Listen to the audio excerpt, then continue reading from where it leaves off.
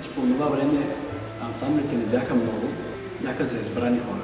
Специално в АФА се наблягаше много на настроението, на излъчването на танцорите. Освен шефа, нали, се спомням Боре Филчев, който беше помощник ръководител, който редовно обръщаше внимание на всички танцори и казваше, че трябва постоянно да сме, нали, широко, усмихнати и да предаваме това настроение на публиката. Може би това отличава нашия състав, дори днешно време, при факта, че имаме много състави вече не само в София, в цялата страна. Спомниш ли си първата репетиция? Спомням си я. Дойдох и казах на шефа: аз миналия път бях тук, имаше един по-млад от вас ръководител.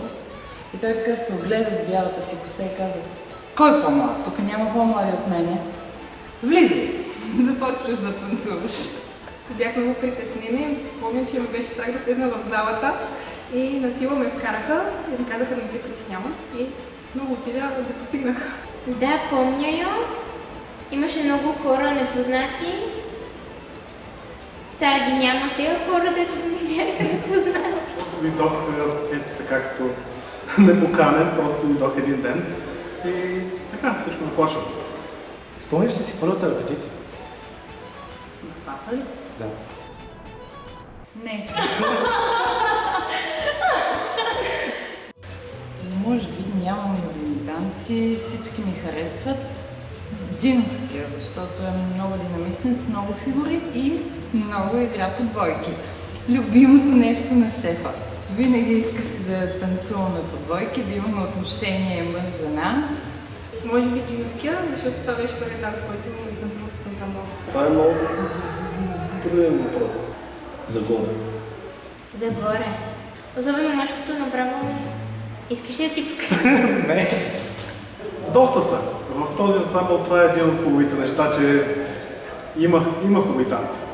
Любимият ми танц е срещи. Този танц за мен има най-голямо отношение между жените и мъжете и се пресъздава наистина много любов, много силна емоция и това много ми харесва.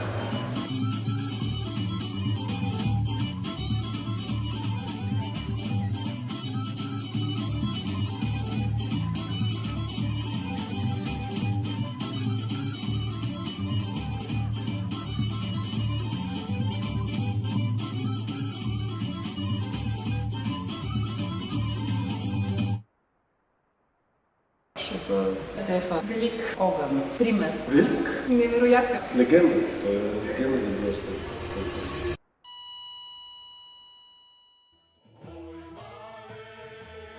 Човек, който откри света, отвори ми една широка врата и благодарение на шефа тръгна да пътувам по света тогава. Над 35 турнета на международни фестивали в чужбина. На няколко континента. На мен ми липсва. Да ни научи на танците, да сме добри на сцената. Той искаше Той правеше така, че да ни направи добри хора. Просто ми липсва такива хора, защото първо предават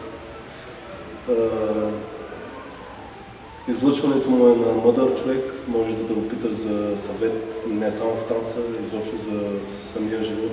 Това, което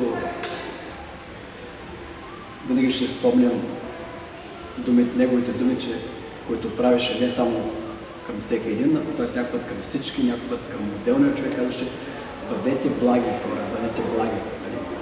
Да си благ човек е най-хубавото. И това е нещо, което най-много ми хареса, което ми е дал Иван Тодоров. И е много хубаво да общуваш с такива хора. Се старая да бъда благ, в моменти ми е трудно, но той успяваше да... Просто те ти дават съвети цели. Не само в танца. Танца за него е отворена книга. Усеща ли се още духа на шефа? Мисля, че да. Аз нямам късмета да съм била част от ансамбъл, когато той е бил тук, но смятам, че... Не само в снимките, но просто той си е в сцената. И в танците, във всеки един танц се отсеща. Той е тук и ни гледа и както ни критикува, така и ни се радва на всичко, което правим. И е важно да се съхрани. Всяка вечер се покланям на неговия портрет, когато приключваме репетицията.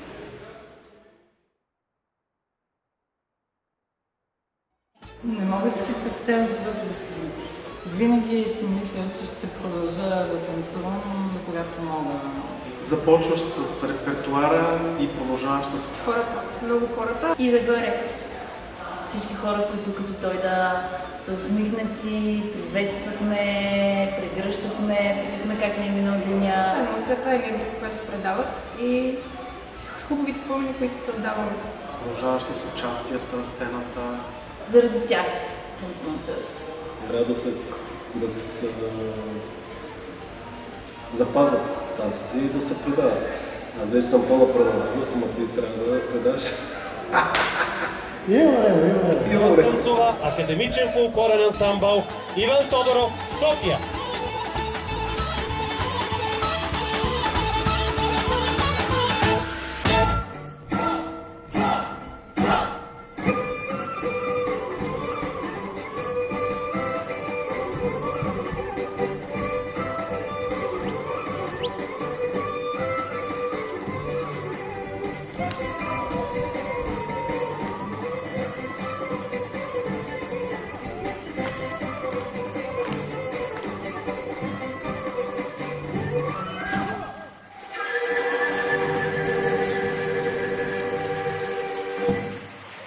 Поздрави на всички професори в надвис.